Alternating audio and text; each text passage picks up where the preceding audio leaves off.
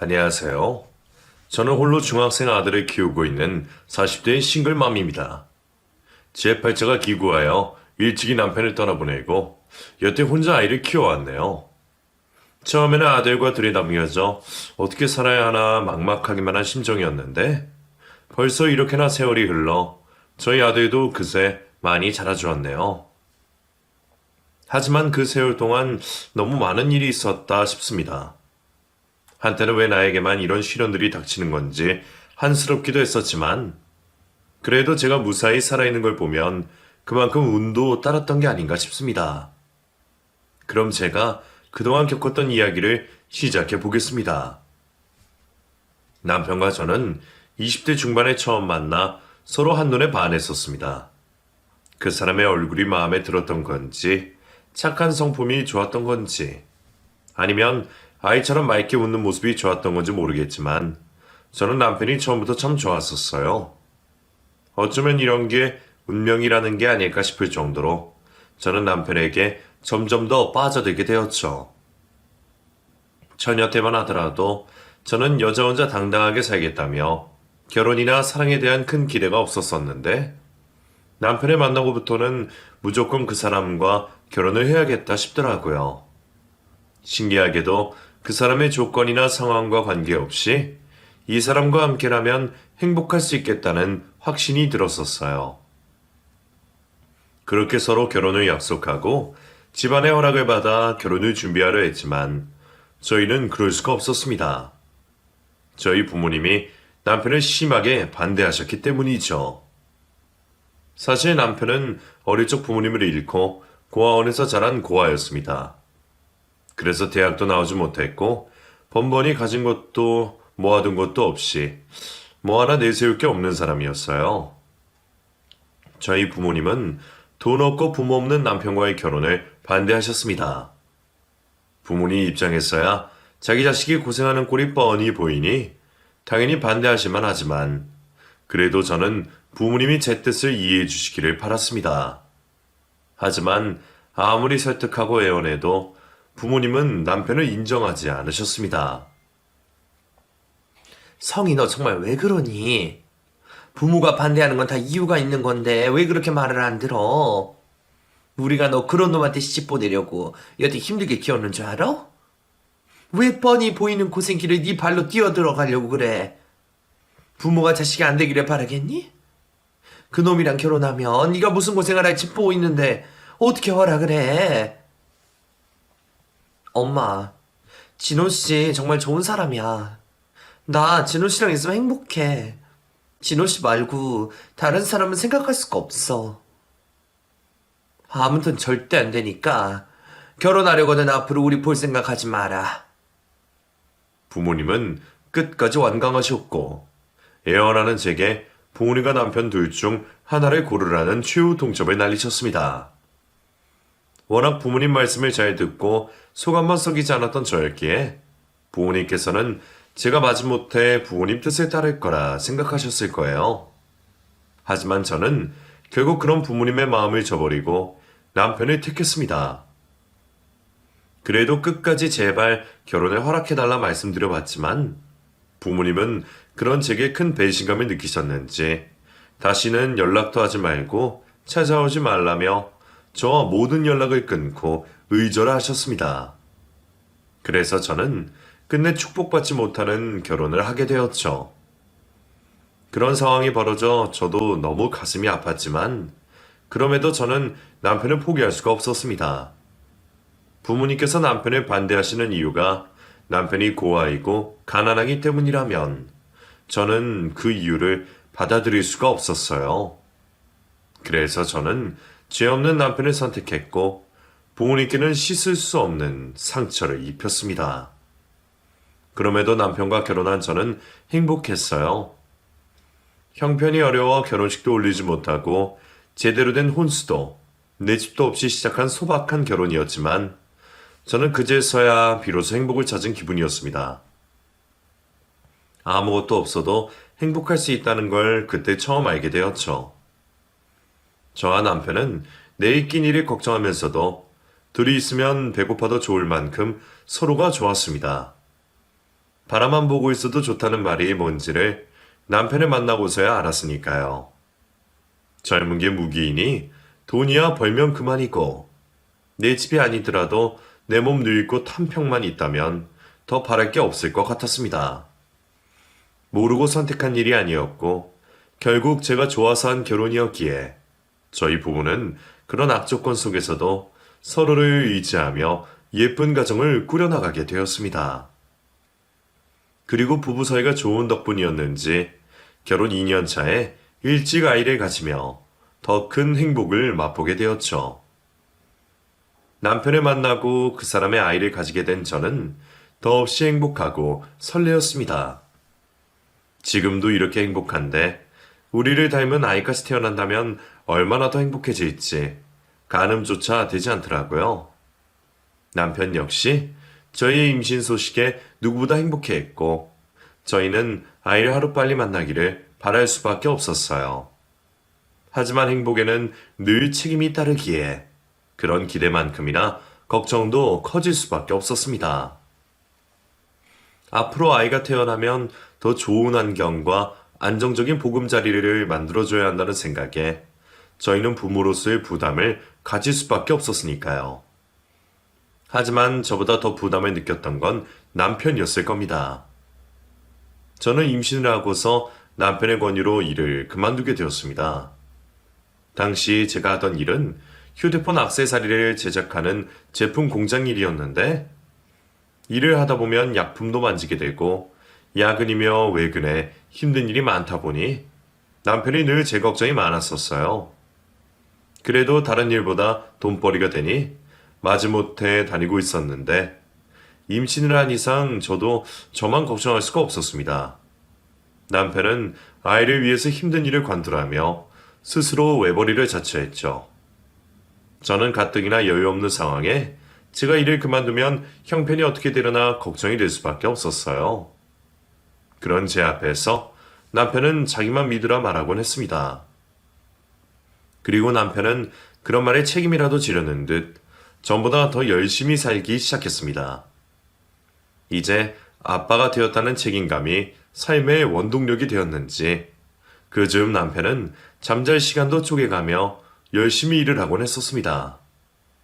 자신이 무슨 천하장사라도 되는 줄 아는 건지 힘든 공장 일을 하면서 야간에는 대리운전 아르바이트까지 다녔거든요.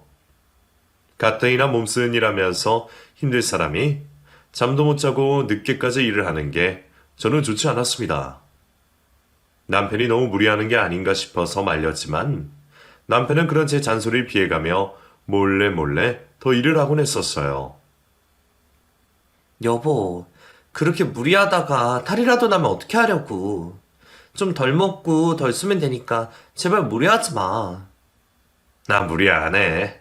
힘이 남아 돌아서 하는 거니까 걱정하지 마. 힘들면 내가 알아서 쉴게. 남편은 아이가 태어나기 전에 아이에게 좋은 선물을 해주고 싶다며 악착같이 돈을 모았습니다. 일찍 부모님을 잃고 외롭게 자랐던 남편은 늘 행복한 가정을 꾸리고 싶어 했어요. 그래서 제 임신 소식을 들었을 때 더없이 기뻐했었죠. 그런 남편은 누구보다 좋은 아빠가 되고 싶어 했고 저도 남편의 마음을 모르지 않기에 남편을 마냥 말릴 수만 없었습니다. 하지만 그런 일이 있을 줄 알았더라면 저는 남편을 끝까지 말렸어야 했어요. 제가 임신 8개월 차에 접어들며 한창 출산 준비를 하고 있던 어느 날이었습니다. 임신 영양 때문에 대리운전에 나간 남편을 기다리다가 졸음을 견디지 못하고 잠들었던 저는 늦은 새벽 전화 한 통을 받게 되었습니다. 벨소리에 깜짝 놀라 깨어났더니 어느새 새벽 3시가 다 되어가고 있었더라고요. 그제서야 저는 남편이 아직 집에 돌아오지 않았다는 것을 알았고 모르는 번호로 걸려오는 그 전화가 절대 좋은 소식이 아닐 것이라는 걸 미리 눈치챌 수밖에 없었습니다. 결국 그 전화는 병원에서 걸려온 전화였어요. 대리운전에 나갔던 남편이 새벽길에 뺑소니를 당해 병원으로 실려갔다는 연락이었죠. 그 소식을 들은 저는 너무 놀라서 옷도 제대로 챙겨 입지 못하고 곧바로 택시를 불러 병원으로 달려갈 수밖에 없었습니다. 그리고 급히 수술실로 들어간 남편을 걱정하며 하염없이 남편을 기다릴 수밖에 없었죠. 10시간이 넘는 큰 수술에 저는 남편이 얼마나 다쳤을지 차마 가늠조차 할 수가 없었습니다. 그때 제가 할 수 있는 일이라고는 그저 누군가에게 남편을 살려달라 빌고 또 비는 일밖에 없었어요.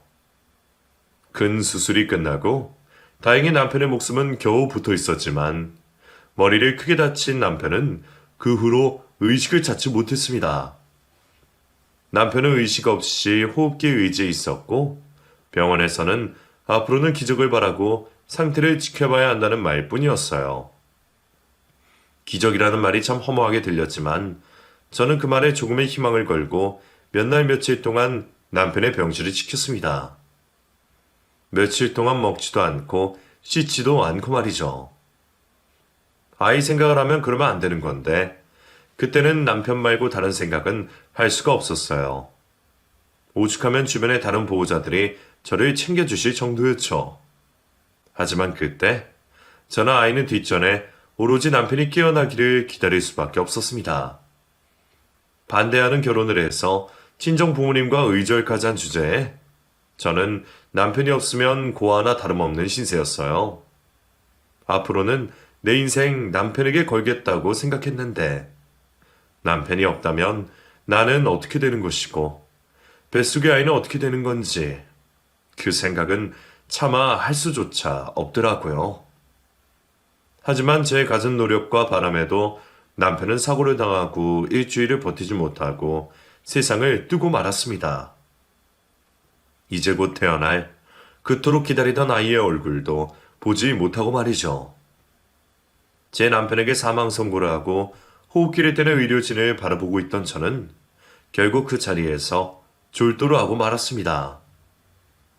일주일 동안 제대로 먹지도 쉬지도 못했으니 어쩌면 당연한 결과였겠지만 그 와중에 아이가 무사했던 게 정말 천만다행일 지경이었죠. 이제 남편은 죽고 없고 그 와중에 제가 쓰러지기까지 했으니 당시 저는 남편의 장례를 제대로 치를 수도 없는 상황이었어요. 불쌍한 우리 남편. 마지막 가는 길이라도 지켜주려면 제가 정신을 차렸어야 하는데 말이죠. 그때 제가 도움을 구할 수 있는 사람은 딱 하나였습니다. 다름 아닌 남편의 친구 태성 씨였죠. 태성 씨는 남편과 함께 고아원에서 자랐던 남편의 하나뿐인 중마고우였습니다. 동갑의 고아원 동기였던 두 사람은 피를 섞은 형제보다도 끈끈한 사이였어요. 남편이 저를 만나면서는 둘이 함께하는 시간이 현저히 줄어들었지만 그 전까지는 서로 매일 붙어 다닐 정도로 아주 절친한 사이였죠. 그러다 저희가 결혼을 하고 아이까지 생기면서는 서로 먹고 살기 바빠 자주 보지 못하게 되었지만 그럼에도 두 사람의 사이는 멀어져 보이지 않았습니다. 그리고 제 남편의 형제 같은 친구였기에 저도 태성 씨를 가깝게 생각하고 있었죠. 태성 씨는 남편에게 가족이나 다름없었지만 사고 당시에는 저도 미처 겨를이 없어서 태성 씨에게 바로 연락을 하지 못했었어요. 그래서 남편이 떠나고서야 태성 씨에게 연락을 하게 되었네요. 저도 남편이 그렇게 허망하게 떠날 줄은 몰랐기에 무슨 생각을 할 겨를이 없었거든요. 태성 씨도 갑작스러운 친구의 사망 소식에 많이 놀랐을 겁니다. 게다가 그 즈음에는 남편이 저와 아이에게 신경을 쏟느라 외출 한 번 하지도 못하고 둘 사이에 연락도 드물었기에 그런 일은 상상도 하지 못했을 거예요. 아니나 다를까 태성 씨는 남편의 사망 소식을 듣고 놀라며 한달음에 달려와 주었습니다. 성희 씨, 이게 대체 무슨 일이에요? 진호가 죽었다고요? 땡손이었대요. 큰 수술하고 깨어나길 기다리고 있는데 일주일을 못 버티고 그만. 세상에, 어떻게 그 착한 진호가... 그날 저희 두 사람은 남편의 죽음을 앞에 두고 한참을 울었습니다. 태성 씨는 힘들어하는 저를 대신해서 장례 절차를 밟고 상주 노술을 하며 저를 도와주었어요. 그런 태성 씨가 얼마나 고맙던지. 태성 씨 덕에 남편의 장례를 무사히 치를 수가 있었습니다. 하지만 장례 기간 내내 저는 제정신이 아니었어요. 미처 영정사진으로 쓸 사진도 없어서 환하게 웃고 있는 남편의 영정을 보고 있으니 내 남편이 나와 뱃속에 아이를 두고 죽었다는 게 도저히 믿어지지가 않더라고요. 남편이 대리운전을 가다가 뺑소니를 당했다는 소식에 처음에는 제 스스로를 원망했습니다. 남편이 밖에서 고생할 동안 잠이나 자고 있던 제 스스로가 혐오스러워서 죽고 싶을 지경이었어요. 그래서 죄스러운 마음에 남편을 위해서 어떻게든 뺑소니범을 꼭 잡고 싶었어요. 범인이라도 잡아야 남편이 편히 눈을 감을 수 있을 거라 생각했거든요. 하지만 만삭의 임산부였던 제가 이를 해결하기에는 무리가 있었습니다. 그래서 그때도 태성 씨가 저를 도와주었어요. 성희 씨, 그놈은 제가 잡을 테니까 성희 씨는 우선 몸조리부터 좀 하세요. 이제 곧 출산 예정인데 이 몸으로 다니는 건 무리예요. 가뜩이나 진호 보내면서 몸도 많이 허약해졌는데 이러다가 아이가 태어나기도 전에 잘못되면 어떡하려고요. 그렇다고 제가 어떻게 집에만 있어요. 저 그놈 정말 잡아야 해요. 잡아서 벌을 주던 요절을 내던 어떻게든 죗값을 치르게 해야죠. 그건 제가 할게요. 그러다가 성희 씨는 아이가 잘못되면 저 정말 진호 볼 면모가 없습니다. 진호가 저 가만히 두지 않을 거예요. 그러니까 진호 생각해서라도 저한테 맡기세요. 이미 병원비에 장례까지 도움받은 게 너무 많은 상황이라 태성 씨에게 그런 부탁까지 해야 하는 게 정말 염치 없었지만 태성 씨는 남편을 위해 나서겠다며 누구보다 열심히 저를 도와주었습니다. 경찰들이 미처 알아내지 못한 주변 CCTV까지 찾아내어 결국 그 뺑소니범의 덜미를 잡아내었죠. 하지만 끝내 범인을 잡을 수는 없었고 그 사이 저는 출산을 하게 되었습니다. 출산만 하고 나면 내 손으로 범인을 잡겠다고 생각했지만 막상 아이를 낳은 저는 아빠 없이 태어난 아이 걱정에 뺑소니범을 잡는 일은 결국 포기를 할 수밖에 없었습니다. 그래도 걱정했던 것과 달리 아들은 건강하고 튼튼하게 태어나 주었습니다. 엄마인 주제에 슬픔에 빠져서 뱃속의 아이를 제대로 살피지도 못했는데 건강하게 태어나 준 게 너무나 고마웠어요. 사실 당시 제 몸 상태가 많이 좋지 않았고 병원에서는 제왕절개까지 생각하고 있었거든요. 임신 막달이 되어 유산을 하는 경우도 있다는 얘기에 걱정이었는데 별일 없이 아이를 제때 낳은 것은 기적 같은 일이었습니다. 어쩌면 저희 남편이 마지막 순간에 저희 아이를 지켜준 게 아닌가 싶은 생각까지 들더라고요. 사실 남편이 갑작스럽게 떠나면서 저는 모든 걸 포기한 상태였어요. 삶의 의욕도 아이를 지킬 자신도 없다 생각하고 있었거든요. 하지만 정말 남편이 아이를 구해준 거라면 저는 남편을 위해서라도 아이를 지킬 수밖에 없었습니다. 아이를 보기 전까지는 남편 잃은 슬픔에 잠겨있던 저도 그때부터는 이를 악물고 버틸 수밖에 없었죠. 그런 생각에 저는 결국 친정 부모님께 다시 연락을 드릴 수밖에 없었어요. 반대하는 결혼을 하겠다며 연락 끊었던 제가 이제 와서 그런 염치가 없었지만 그때 저는 아이를 위해서라면 염치고 뭐고 다 버릴 수가 있었습니다.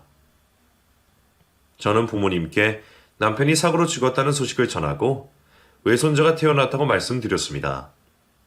그 소식에 저희 부모님께서 한달음에 달려와 주셨고 그렇게 저는 그 후 친정 부모님 도움으로 아이를 키우며 지내게 되었습니다.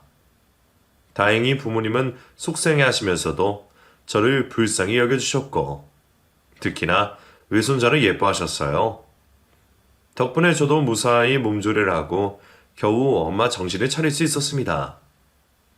남편 없이는 못 살겠다 싶어 다 포기하고 싶었는데 아직 기댈 곳이 있다는 게 얼마나 다행이었는지 몰라요. 그리고 그런 제 곁에는 저를 도와주는 태성 씨도 있었네요. 그 후로도 태성 씨는 저희 모자를 모른 체 하지 못하고 정말 물심양면으로 도와주고 싶어 했어요. 남편도 죽은 마당에 남편 친구에게 도움을 받는 게 미안하고 부담스러웠지만 그때는 저도 도움을 거절할 만한 형편이 아니었습니다. 앞으로 혼자 아이 키우며 살아가려면 어떻게든 벌어먹고 살아야 하는데 재주도 없는 제가 혼자 아이 키우면서 어떻게 헤쳐나가야 할까 참 막막했으니까요. 그때 당시 인터넷에서 판매 사업을 하던 태성 씨가 제게 사업을 가르쳐 주었습니다. 직접 인터넷 쇼핑몰을 만드는 방법부터 고객 응대며 제품 구상까지 저는 태성 씨 도움을 받아 사업을 시작할 수 있었어요. 태성 씨가 기초적인 것들을 가르쳐 주기는 했지만 물건을 고르고 파는 일은 결국 제 몫이었어요.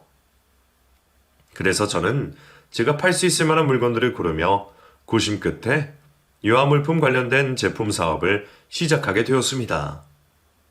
제가 아이를 키우는 엄마 입장이다 보니 분명 통하는 게 있을 거라 생각했거든요.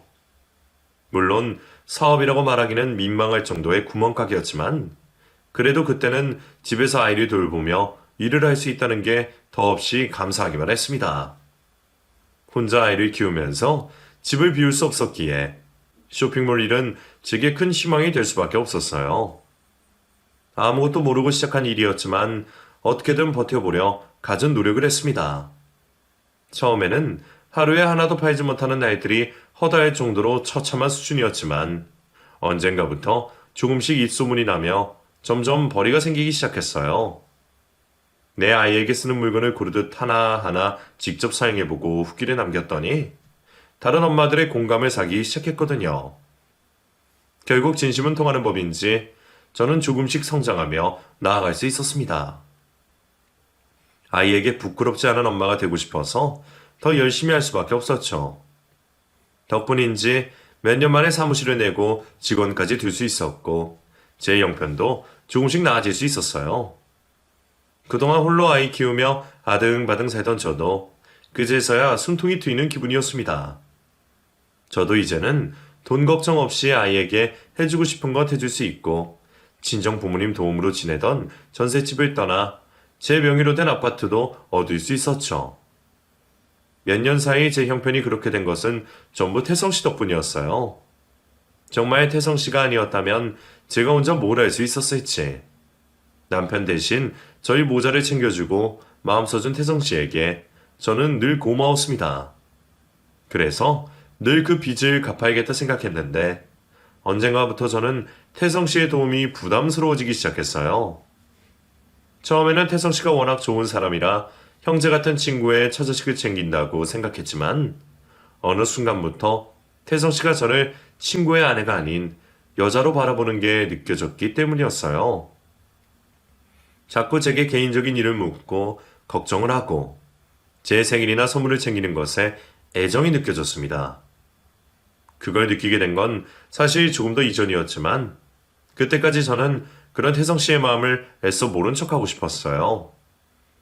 태성 씨가 좋은 사람이라는 건 알지만 그렇다고 제가 남편의 가장 절친한 친구와 그런 식으로 가까워지기에는 제가 남편을 볼 면목이 없었으니까요. 사실 그동안 태성 씨는 쭉 미혼이었어요. 왜 결혼을 안 하느냐며 제가 좋은 사람을 소개해주겠다고 여러 번 물어보기도 했지만 그때마다 태성 씨는 별 생각이 없다며 혼자가 좋다고만 하더라고요. 워낙 사업하느라 바쁜 사람이기에 그러려니 했지만 그러면서도 제 일에는 늘 발벗고 나서주는 태성 씨가 언젠가부터 제게는 다른 부담으로 느껴졌어요. 전에야 저도 어디 도움 구할 것도 없고 남편이 막 죽고 나서는 태성 씨나 저나 둘 다 남편이 그리워했기에 서로 위로를 하고 도우며 살았지만 벌써 남편 죽은 지도 10년이 다 되어가고 있으니 이제는 더 이상 남편 핑계를 대기에도 이상할 일이었어요. 저희 부모님 역시 저희 아이에게 아빠 노릇을 대신해주던 태성 씨의 마음을 눈치채셨는지 자꾸만 저를 태성 씨와 엮어주려 하시더라고요.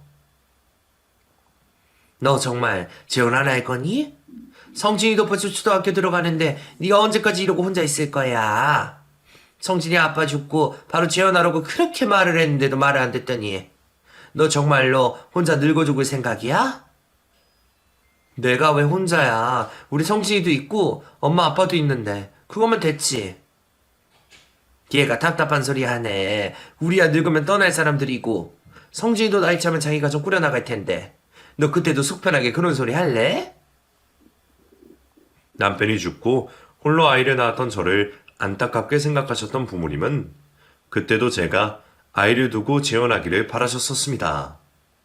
저는 당연히 말도 안 되는 소리라며 평생 재혼 생각이 없다고 했었는데 부모님은 몇 년이 지난 아직도 기대를 버리지 못하시는지 자꾸만 제게 재혼을 권하시고 계셨어요. 너, 그 태성이라는 사람이랑 아무 사이 아닌 거 맞아? 그 사람 하는 걸 보면 너를 그냥 친구 아내로 생각하는 건 아닌 것 같던데. 좋은 사람 같던데 잘해볼 생각 없니? 성지희도 그 사람을 많이 따랐는데 성지희도 아빠가 있으면 더 좋잖아.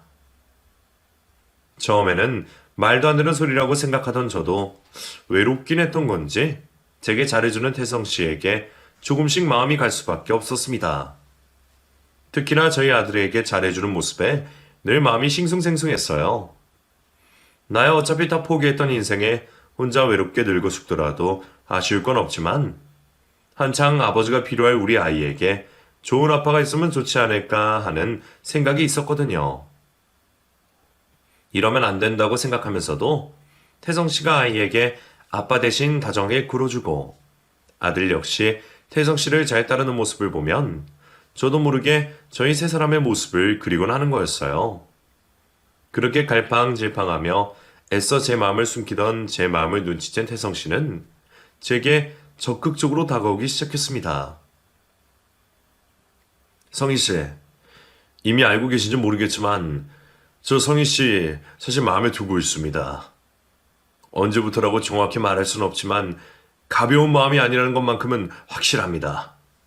저도 진호 생각해서 마음 접어오려고 했었지만 사람 마음 가는 게 모자르듯 딱 자를 수 있는 게 아니더라고요. 그래서 정말 고민 많이 했습니다. 내가 진호라면 어땠을까 생각해 봤는데 아마 진호라면 저희 사이 반대하지 않을 거예요. 오히려 저희가 이어지는 걸 바랄지도 몰라요. 그렇게 말하지 말아요. 제가 진우 씨를 얼마나 생각하는지 잘 알잖아요. 저 정말 남편 많이 사랑했어요. 누가 성희 씨 마음이 가짜랍니까? 하지만 평생 사랑이 한 번만 찾아오는 건 아니잖아요. 언제까지 죽은 사람만 마음에 품고 살 거예요. 앞으로 살 날이 한참 많은데 그 세월 동안 혼자 외롭게 지내는 건 너무 안타까운 일 아닙니까? 진호라면 분명 성희 씨가 행복해지는 걸 바랄 거예요. 자기 욕심 버리고서라도 그럴 사람이라는 거 성희 씨도 잘 알잖아요. 저 성진이한테도 좋은 아빠 되어줄 수 있어요. 성희 씨한테도 정말 잘할 겁니다. 그러니까 저한테 한 번만 기회를 주세요. 애원하듯 전하는 태성 씨의 진심에 저는 마음이 흔들릴 수밖에 없었습니다. 가뜩이나 남편이 잃은 뒤에는 늘 괴로움과 외로움 속에 살았던 저였기에 오랜만에 느끼는 누군가의 다정함은 어느 때보다 더 따뜻하게 느껴질 수밖에 없었어요. 결국 저는 태성 씨의 진심에 조금씩 마음을 열며 조심스럽게 만남을 시작하게 되었습니다. 제 욕심에 제 외로움에 만남을 시작하면서도 한편으로는 늘 남편에게 미안한 마음이었지만 태성 씨 말대로 제 남편도 제가 행복해지기를 바랄 거라 생각하며 저는 또다시 새로운 행복을 찾기로 마음먹었습니다. 그리고 저희는 교제를 시작한 지 반년 만에 재혼을 하게 되었어요. 하루빨리 안정을 찾기 바라는 부모님의 성화 때문이었죠. 상황이 상황인지라 결혼식을 올릴 수는 없었지만 제가 웨딩드레스 한번 입어보지 못한 걸 안타깝게 생각하던 태성씨 때문에 웨딩 촬영은 하기로 했습니다. 난생 처음 입어보는 드레스에 순간 저도 모르게 남편 생각이 나더라고요. 태성씨에게 마음을 열면서 남편에 대한 생각을 애써 잊으려 했는데 그때만큼은 오랜만에 남편이 떠올랐어요. 우리도 그 시절 이런 추억을 남겨두었으면 얼마나 좋았을까. 미처 이루지 못한 남편과의 행복에 대한 아쉬움이 밀려왔습니다. 하지만 저는 그런 마음을 애써 숨기고 태성씨와 무사히 웨딩 촬영을 마쳤습니다. 그리고 그날 바로 혼인신고서에 도장을 찍었어요. 결혼식이 따로 없었으니 혼인신고를 한 그날이 우리의 결혼식 날이었습니다. 그리고 그제서야 저는 저희가 함께 살 태성씨의 집으로 가게 되었죠. 재혼을 결정하면서 아이는 어떻게 해야 하는지, 어떻게 이어시켜야 할지 고민이었는데 친정엄마가 한동안은 신혼 분위기도 내고 적응을 해보라며 아들을 대신 돌봐주기로 하셨거든요.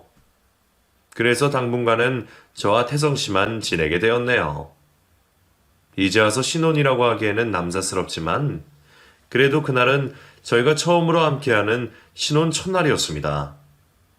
아침부터 웨딩 촬영에 혼인신고까지 하느라 늦은 저녁을 먹고 다 늦은 시간에 집으로 들어간 저희는 첫날 밤 분위기를 잡기 위해 와인을 한잔할 생각이었어요. 그래서 제가 간단하게 곁들일 음식이라도 준비하려 주방으로 들어갔습니다. 그동안 남자 혼자 살던 집이라 주방에 뭐가 있을까 싶었지만 앞으로 제가 써야 할 주방을 살펴보기라도 할 겸 태성씨가 씻는 동안 저는 주방을 구석구석 뒤지고 있었습니다. 식사는 늘 밖에서 해결하고 집안 살림이라고는 모르던 태성씨였기에 주방에는 정말 별것 없이 초라한 상태였어요. 그런데 천장을 열어보니 얼마 안 되는 살림살이 사이에 웬 봉투 하나가 놓여 있더라고요. 주방에 웬 편지 봉투가 있을까 싶어서 봉투를 꺼내본 저는 그 봉투를 보고 놀랐습니다. 봉투 겉면에는 다름 아닌 제 이름이 적혀 있었거든요. 그래서 순간 저는 그게 태성씨가 저를 위해 숨겨놓은 러브레터라 생각했어요. 제가 집에 들어오는 첫날을 기념하려고 태성씨가 나한테 편지를 썼구나 생각했죠. 기쁜 마음으로 편지를 펼쳐보게 된 저는 편지의 내용을 보고 깜짝 놀랄 수밖에 없었어요. 제게 편지를 적은 사람은 태성씨가 아니라 그동안 제가 미처 존재조차 몰랐던 태성씨의 애인이었습니다. 조성희씨 보세요. 성희씨는 제 존재를 모르겠지만 저는 성희씨를 잘 알고 있습니다. 박태성이 성희씨 얘기를 자주 했었으니까요. 그리고 박태성이 저를 버리고 성희씨에게 간다는 걸 알고 이렇게 편지를 남기게 되었어요. 성희씨는 박태성이 사람 좋고 순진한 남자인 줄 알겠지만 사실 그 사람은 겉과 속이 다른 사람이에요. 밖에서는 천사인 것처럼 행동하지만 약자 앞에서는 험악하게 돌변하는 사람입니다. 처음에는 저한테도 간쓸게 다 빼줄 것처럼 굴더니 언젠가부터 저를 가스라이팅하고 제게 집착을 보이기 시작했어요. 그리고 그런 집착은 폭력으로까지 이어졌었죠. 제가 바람을 핀다느니 자기를 속였다느니 말도 안 되는 의심을 하면서 제게 폭언을 하고 심지어는 손찌검까지 하기 시작했어요. 하지만 저는 그 사람이 저를 진심으로 사랑한다고 생각해서 그 사람을 차마 떠날 수가 없었어요. 그런데 그런 고통이 계속되다 보니 그게 사랑이 아닌 집착이라는 것을 알게 되더라고요. 결국 그 사람이 제일 중요하게 생각하는 건 본인밖에 없어요. 좋은 친구인 척, 좋은 남자인 척 해도 결국 자기밖에 모르는 사람이라고요. 성희씨에게도 분명 그럴 겁니다. 이미 제가 들은 얘기들이 있거든요.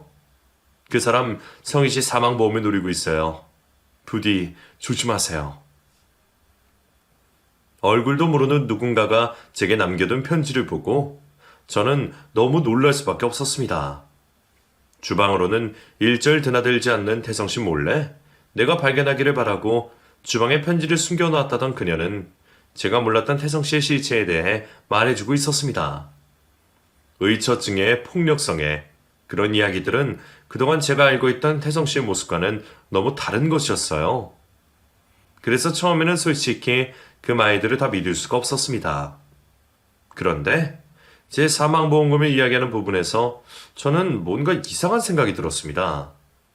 사실 저희가 재혼을 결정하고 혼인신고를 하기 전부터 태성씨가 제 보험에 대해 얘기를 했던 게 있었거든요. 저는 남편이 갑작스럽게 죽고 나서 미래에 대한 걱정을 하기 시작했었어요. 이제 아들에게는 나밖에 없는데 나도 갑자기 잘못되면 우리 아들은 어떻게 될까 싶은 걱정에 저는 여력이 될 때마다 조금씩 보험을 들기 시작했습니다. 이전까지는 당장 먹고 살기도 급급해서 실비보험 하나 없던 제가 말이죠. 그렇게 보험을 하나씩 들다 보니 돈을 벌기 시작하면서부터는 사망보험금도 몇 개 가입을 해두었었어요. 그렇다고 제가 제 아들을 두고 죽을 생각을 하고 있던 건 아니었지만 혹시나 무슨 일이 벌어지면 우리 아들에게 힘이 되어주고 싶어서 말이죠. 그리고 그걸 알고 있던 태성 씨가 결혼 전에 제게 보험 수혜자를 자신으로 해두자고 말을 했었습니다. 자기 보험의 수혜자도 저로 해두고 서로 지정을 해두면 서로 정말 부부가 된 것처럼 끈끈한 사이가 되지 않겠냐고 말이죠. 그때는 그런가 보다 생각하면서도 굳이 그럴 필요가 있겠나 싶어서 나중에 차차 생각해보자며 대충 넘어갔었어요. 하지만 그 후로도 몇 번 수혜자에 대한 이야기를 꺼내기는 했었죠. 이상하다 싶기는 했었지만 그거야 앞으로 부부들 사이에 그럴 수도 있을 거라 생각했습니다. 그런데 그쯤 제가 큰일을 하나 겪었던 게 생각나더라고요. 저는 평소 경과를 알러지가 심한 편인데 그걸 태성 씨도 잘 알고 있었어요. 그런데 그날은 태성 씨가 착각을 했는지 견과류가 소량 들어간 음료수를 저에게 권했습니다. 그냥 두유인 줄만 알고 있었던 저는 그걸 받아 마셨고 다행히 제가 늘 응급약을 들고 다니기에 목숨에는 지장이 없었어요. 태성 씨는 그제서야 자신이 착각을 했다며 제게 미안해했지만 지금 와서 생각해보니 정말 착각을 했던 게 맞을까 싶은 생각이 드는 거였죠. 혹시 태성 씨가 제 목숨을 노리고 시험을 해봤던 게 아닌가 말이에요. 그런 생각까지 하게 된 저는 갑자기 모든 것이 무서워질 수밖에 없었습니다. 사실 그 당시 태성 씨는 운영하던 사업이 어려워지면서 사업 규모를 줄이고 대출까지 알아보고 있는 상황이었어요. 저한테 자세히 말을 해주진 않았지만 가끔씩 카드 연체 문자가 날라오는 걸 저도 눈치채고 있었습니다. 괜히 자존심을 건드릴까봐 혹시 사업에 도움이 필요하면 도움을 주겠다고 돌려서 말을 했었지만 그때마다 태성 씨는 자기 사업에는 아무 문제가 없고 제 도움을 받을 일도 없다며 거절을 했어요. 하지만 태성 씨의 자금 사정이 전과 다르다는 건 확실해 보였습니다. 그리고 그런 편지를 읽고 나니 그런 정황들이 모두 예산 일이 아닌 것처럼 느껴지더라고요. 낌새를 차린 제가 두려움에 덜덜 떨고 있던 그때 태성 씨가 주방으로 다가왔고 제 손에 편지가 들려있는 것을 보았습니다. 저는 급하게 편지를 숨기려 했지만 태성 씨가 한 발 빠르게 제 손에 있던 편지를 낚아채 갔어요. 그 편지의 내용이 뭔지 대충 파악한 태성 씨는 순식간에 표정이 돌변했습니다. 화 한 번 낼 줄 모른다 생각했던 사람이 제가 처음 보는 무시무시한 얼굴로 저를 노려보고 있더라고요. 성희 씨, 이거 뭐예요? 이거 다 읽었어? 설마 이런 헛소리를 믿는 건 아니죠? 그런 거라면 나 좀 화가 날 것 같은데. 이거 왜 미친년 헛소리 하는 거야? 신경 쓸 필요 없어. 저도 평소라면 얼굴도 모르는 사람을 믿기보다는 오래 알고 지낸 태성 씨를 믿었을 겁니다. 하지만 그때는 제게 그런 여자의 존재조차 숨기고 있던 태성 씨를 도저히 믿을 수가 없었어요. 그리고 태성 씨의 날선 반응에 그런 저의 의심은 더욱 확신이 들 수밖에 없었습니다. 그 순간 저의 본능이 그 자리를 도망치라고 말하고 있었습니다. 공포에 질려 움직이지 않은 몸을 겨우 진정시키며 저는 조금씩 태성 씨와 멀어질 수밖에 없었죠. 그리고 제게 다가오려는 그 사람을 힘껏 밀치고 미처 신발을 신을 겨를도 없이 맨발로 정신없이 도망칠 수밖에 없었습니다. 멀리서 나를 쫓아오는 태성 씨의 소리에 저는 더 정신없이 뛰었습니다. 너무 무서워서 소리를 지르고 도움을 구할 정신도 없었어요. 그나마 제가 할 수 있는 거라고는 내달리는 일뿐이었죠. 다행히 제가 좀 더 빨랐던지 한참 뛰는 동안 저는 붙잡히지 않았습니다. 그리고 겨우 사람들이 있는 큰 길로 도망쳐 나왔어야 주변 경찰서를 찾아 들어갈 수 있었어요. 야밤 중에 맨발로 뛰어 피를 철철 흘리는 저를 본 경찰관들이 놀라서 저를 도와주었습니다. 저는 한참을 진정했어야 겨우 제게 있었던 일을 설명할 수 있었어요. 그 편지며 제가 겪었던 일까지 전부 말이죠. 혹시나 너무 황당하여 믿어주지 않으면 어쩌나 했지만 다행히 경찰들은 제 말을 허투루 듣지 않았습니다. 그리고 태성 씨에 대한 신원조회를 한 경찰들은 태성 씨가 이미 사기와 폭행으로 수배 중이었다는 사실을 알려주었어요. 박태성 이 사람 전과 하나 있네요. 몇 년 전에 집행유예로 풀려나긴 했지만 스토킹과 폭행 전적이 있었어요. 아직 집행유예 기간이 끝나지 않았는데 이런 일을 벌였으니 이번에는 아마 실형을 피하지 못할 겁니다. 잘하면 살인 미수까지도 수사해 볼 수 있을 것 같은데요. 정말인가요? 그럼 그 사람 벌 받을 수 있는 거예요? 그럼요. 저희가 어떻게든 도와드릴 테니 너무 걱정 마세요. 그 말이 얼마나 감사했던지 저는 그 자리에 주저앉아 눈물을 흘릴 수밖에 없었습니다. 사실 오래전 남편의 사고를 겪었던 저는 그날 후로 경찰에 대해 상당한 불신을 가지고 있었어요. 당시에 그 경찰들은 저희 남편 사고에 큰 관심을 두지 않았습니다. 뺑소니는 못 잡는 게 구할이라며 제대로 수사해볼 생각도 없어 보였거든요. 저희가 어떻게든 구한 CCTV 증거를 두고도 범인을 잡지 못했었던 경찰을 보며 저는 그 후로 경찰들에게 큰 배신감을 느끼고 경찰들을 절대 믿지 않기로 했었어요. 그런데 이제 와서 제가 경찰들의 도움을 받게 된 것이 참 기분이 이상했습니다. 그리고 좋은 경찰들을 만난 덕분에 저는 박태성을 살인미수와 사기로 고소를 할 수 있었어요. 아쉽게도 제가 아직 금전적으로 피해를 본 것이 없었기에 사기죄는 성립이 되지 않았습니다. 그러나 살인미수 혐의는 일부 인정이 되어 폭행으로 집행유예 중이었던 그 사람은 5년의 실형을 선고받을 수 있었어요. 물론 몇 년은 되지 않지만 그냥 풀려나는 일이 허다한 마당에 그래도 그게 어딘가 싶더라고요.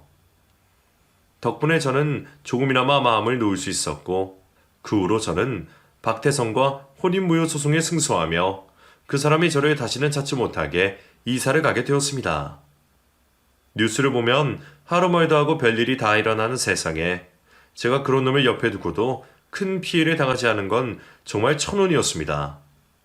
이제 와서 생각해보면 어쩌면 그 일도 저희 남편이 도와준 게 아닌가 싶더라고요. 그런 남편을 두고 제가 새 출발할 생각을 했다는 게 이제 와서는 정말 후회스럽네요. 그런 남편을 생각하면 저는 남편 같은 사람을 다시는 만나지 못할 것 같습니다. 그래서 저도 다시는 재혼 같은 것은 생각도 하지 않으며 오로지 아들만 보고 살기로 마음먹었어요. 그럼 앞으로도 아들을 잘 키우며 꿋꿋이 살아가려 노력할 테니 여러분도 저를 응원해 주시기를 바랄게요. 감사합니다.